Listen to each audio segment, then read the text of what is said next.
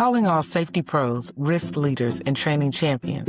If your caffeine game doesn't match your mission, you're sipping from the wrong cup. At Safe Start Strategies, we've brewed up something bold, professionally themed mugs built for those who lead with purpose. Whether you're writing incident reports or running tabletop exercises, your mug should speak your language. Emergency Ops Fuels for responders on the move. Train Safe, Lead Loud for trainers making a difference. Risk Analysis Mode On for those crunching numbers and making it safer for the rest. These aren't conference freebies. They're confidence on your desk. Great for certification gifts, team recognition, or just owning your safety swagger. Find your mission mug now at TikTok Shop. Just search Safe Start Strategies #4, letter U. Lead the change, lift the mug, let the message show. Chapter 2, Coded Corporate Language. Poem, Fluent in Fracture. I speak in rhythms my grandmother gave me. Colloquialisms carved from porch talk. Ebonics braided with brilliance. Truth wrapped in soul.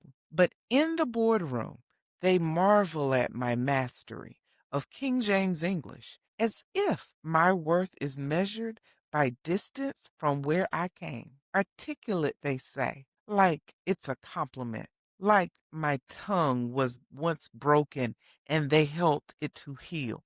They don't hear me when I'm whole, only when I'm edited, only when I'm echoing their comfort. So I switch, not for pride, but for survival. I translate my spirit into sterile syllables, leave my cadence at the door, and wear their grammar like armor, but it cuts. Every praise feels like a partition, every nod a reminder that my native tongue is not welcome in the land of paychecks. Coded corporate language, the language of control, the mask of professionalism. In corporate America, language is currency. It shapes perception, controls access, and signals belonging.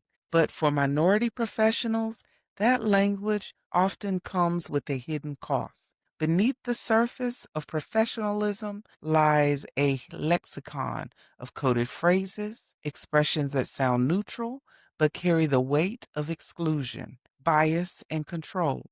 These phrases are rarely overt. They don't scream harm. They whisper it.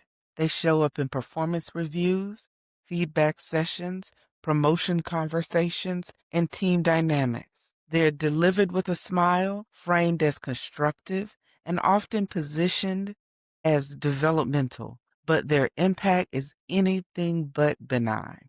Coded corporate language is the mask that allows bias to operate undetected. It's how systems maintain power while appearing fair. It's how discomfort with difference is reframed as concern for fit, tone, or readiness. And for those on the receiving end, it's exhausting, disorienting, and deeply personal. The anatomy of microaggression. Consider the phrase, "You're very articulate." On the surface, it sounds like praise, but when spoken to a person of color, it often carries an undercurrent of surprise, an implication that eloquence is unexpected, or you're not a culture fit, which is frequently used to exclude those who challenge dominant norms or bring lived experience that disrupts comfort zones. These phrases are not just words, they're signals. They tell minority professionals that their authenticity is a liability, that their leadership must be filtered, and that their presence is conditional. They reinforce the idea that success requires assimilation, not innovation. That safety is earned through silence. And because these expressions are framed as feedback, they're difficult to challenge. They become part of your file, your reputation, your trajectory. They shape who gets promoted, who gets mentored, and who gets left behind. Emotional and mental toll. The impact of coded language is not just professional, it's emotional. It creates a fracture between who you are and who you're allowed to be. It teaches you to second guess your instincts, rehearse your reactions and question your worth. Over time, this leads to chronic self-monitoring, constantly editing your tone, vocabulary, and body language to avoid triggering discomfort. Internalized doubt, wondering if you're too much, not enough, or simply invisible. Burnout masked as productivity, overworking to prove your value while suppressing your truth. Isolation, feeling disconnected from colleagues who don't share your experience or understand your silence. Emotional fatigue, carrying the weight of translation, performance, and resilience without acknowledgement.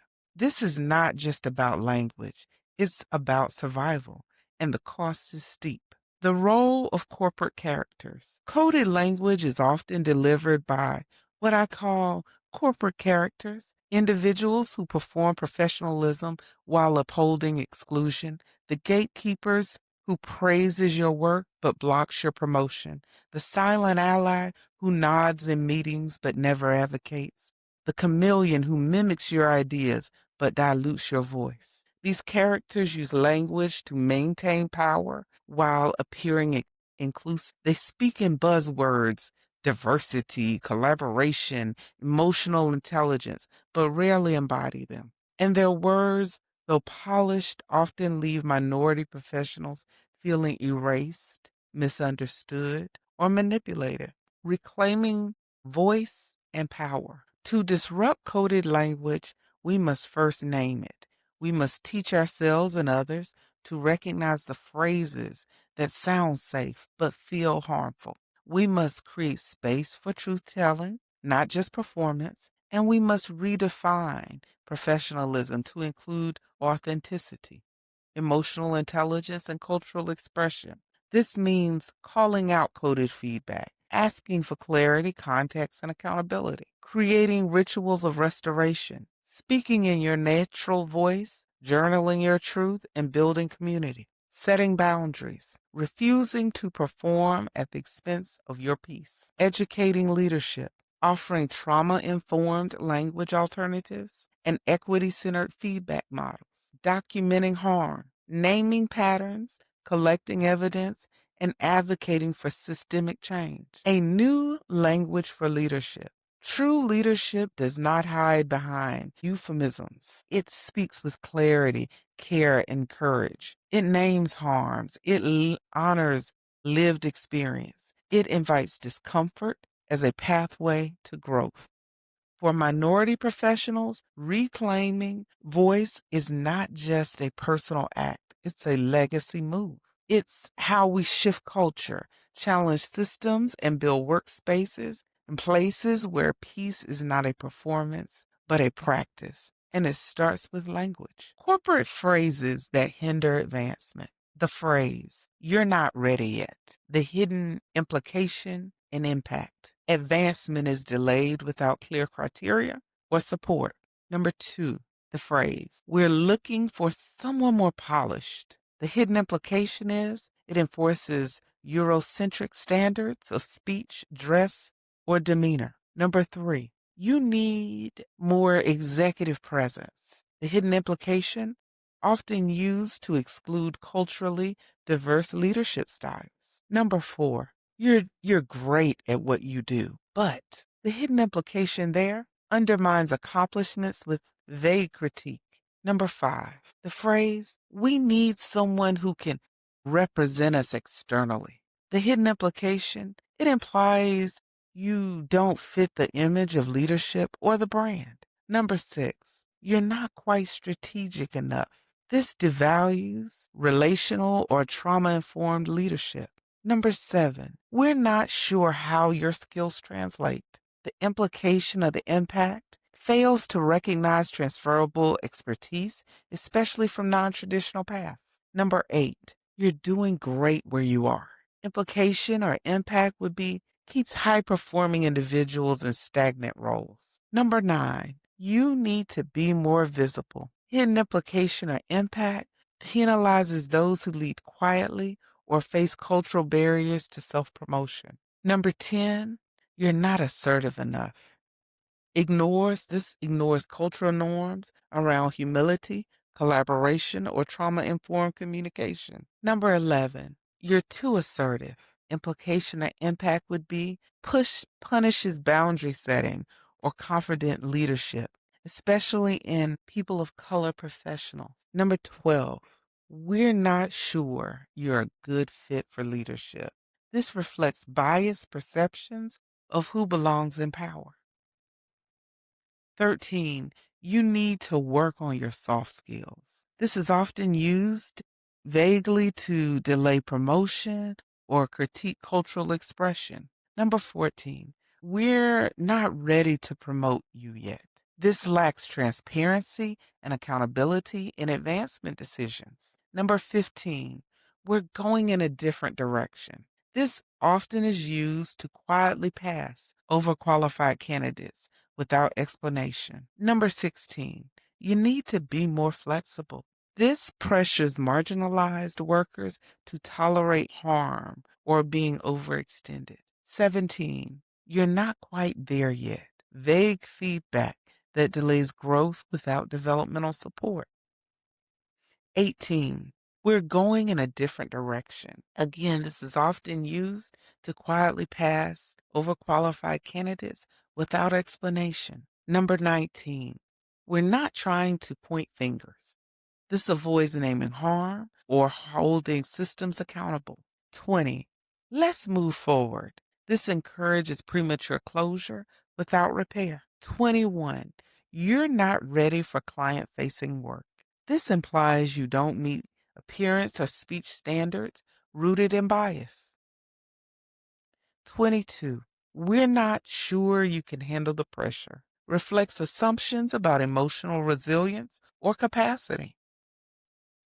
23, you need to be more well-rounded. This devalues deep expertise or culturally specific strengths. 24, you're not quite leadership material. This reinforces narrow definitions of leadership that exclude diverse identities. 25, we're waiting for the right opportunity. Keeps advancement vague and unconditional. Number 26, let's keep this professional. This silences emotional truth, especially when marginalized voices speak from pain or lived trauma. 27, you're very passionate. This tone polices assertiveness, often targeting Black and brown professionals. 28, we value diversity, but this signals resistance to actual change or accountability. 29, you're intimidating. This labels confident women and people of color as threatening. 30, we're all one team here. This dismisses identity-specific concerns or systemic inequities. 31, let's not make this personal. This invalidates the reality that workplace harm is personal or even possible. 32, you're very articulate. Implies surprise that someone from a marginalized group speaks well. 33, we don't see color here. This erases racial identity and lived experience. 34, you're being emotional. This dismisses legitimate reactions to harm. 35, you're overreacting. This minimizes trauma-informed responses to exclusion or bias. 36, we've never had that issue before. This invalidates new or underreported experiences of harm. 37, you're too sensitive. This shames emotional intelligence and boundary setting. 38, we treat everyone the same. This ignores the need for equity and individualized support. 39, that's just how things are here. This normalizes toxic culture and discourages change.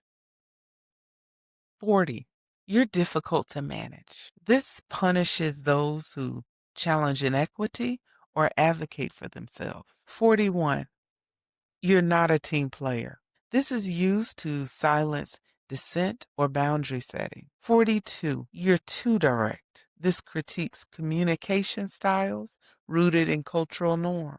43, my hands are tied. Used to deflect responsibility or soften the blow of refusal. 44, we're not ready for that conversation. This delays necessary dialogue on race, trauma, or inclusion. 45, let's not get political. This avoids addressing systemic injustice or identity-based harm. 46, let's not make assumptions. This is used to invalidate patterns of harm or bias. 47, we're not sure if that's scalable. This avoids investing in trauma-informed or inclusive practices. 48, that's a niche concern. This marginalizes identity-based needs or advocacy. 49, we don't want to tokenize anyone. This statement can be used to avoid intentional representation. And 50, we've got bigger priorities. This decenters equity and psychological safety. 52, you need to build more trust. Often used without context, especially when challenging dominant norms. 53, you're not visible enough to senior leadership. This penalizes those excluded from informal power structures. 54, we're not sure how you'll be received. Reflects bias about how clients or executives perceive minority professionals. You need to be more adaptable. This can be used to suppress identity, boundaries, or trauma-informed leadership. 56, we're looking for someone with a stronger network. This rewards insider access and legacy privileges. 57, you're not quite the right fit for this level. This reinforces subjective standards of belonging and investment. When and how coded language shows up to prevent advancement. These phrases don't typically show up in onboarding documents or policy manuals. They surface in the shadows during performance reviews, succession planning meetings, promotion conversations, and feedback sessions where power is unevenly distributed. They're often delivered with a smile, wrapped in constructive language, and framed as developmental guidance, but beneath the surface they function as gatekeeping tools, subtle signals that you don't belong or that your leadership must be filtered through someone else's comfort. You might hear them when you've exceeded expectations, but still aren't considered ready. When your leadership is intuitive, relational, or culturally grounded, but dismissed as not strategic.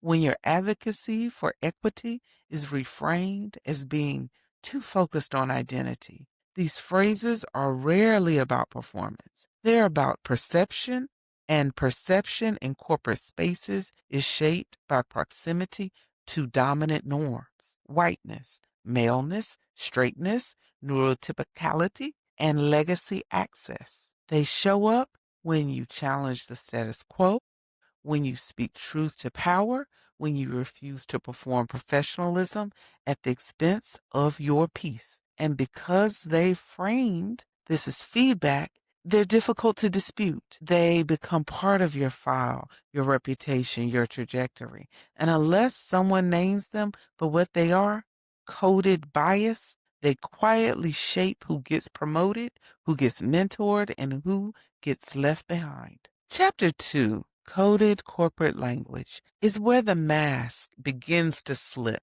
As the author, I wrote this chapter to expose the polished, professional vocabulary that often disguises exclusion, bias, and power imbalances in corporate spaces. The direct message is clear. Phrases like culture fit, professionalism, leadership presence, and we're not sure about that tone are rarely neutral. They are linguistic gatekeepers, tools used to uphold whiteness as the standard and to subtly police Black expression or minority expression identity, and authenticity. But beneath that surface lies a deeper, more emotional truth. This chapter is just a reckoning with that psychological toll of translation. It's about the exhaustion of decoding feedback that isn't really about performance, but about perception. It's about the ache of knowing your brilliance is being filtered through someone else's discomfort. The hidden message is a call to reclaim language, to recognize when words are being weaponized, and to respond with clarity, strategy, and self preservation. This chapter is not just an expose, it's a survival guide for those who have learned to read between the lines, who have mastered the art of smiling through the coded critiques, and who are ready to name the game for what it is. That our voice, our tone, our presence are not liabilities. They are legacies and will no longer let corporate language dilute our truth. I have a couple of questions that I'd like for you to think about and contemplate as it relates to this chapter. When I hear feedback, whose comfort is being protected and whose truth is being erased? When have you felt the need to alter your tone, vocabulary, or cadence to be heard at work? What did you lose in the moment? And what did you gain? If you could speak freely in your natural voice without fear of judgment, dismissal, or consequence, what would you say to your team, your manager, or your organization? Write it as if they were ready to listen. Think about the people who consistently misunderstood or misunderstand and misrepresent your words. Are they mishearing you or refusing to hear you? What boundaries or strategies have you used to protect your clarity and peace? Reflect on a time when your directness, passion, or cultural expression was labeled unprofessional. How did that feedback shape your future communication? And was it truly about your delivery or their discomfort? How often do you find yourself translating your lived experiences into language that feels safe for others? What does that emotional labor cost you over time? Calling all safety pros, risk leaders, and training champions. If your caffeine game doesn't match your mission, you're sipping from the wrong cup. At Safe Start Strategies, we've brewed up something bold, professionally themed mugs built for those who lead with purpose. Whether you're writing incident reports or running tabletop exercises, your mug should speak your language. Emergency ops fuels for responders on the move. Train safe, lead loud for trainers making a difference. Risk analysis mode on for those crunching numbers and making it safer for the rest. These aren't conference freebies. They're confidence on your desk. Great for certification gifts, team recognition, or just owning your safety swagger. Find your mission mug now at TikTok Shop. Just search Safe Start Strategies #4, letter U. Lead the change, lift the mug, let the message show.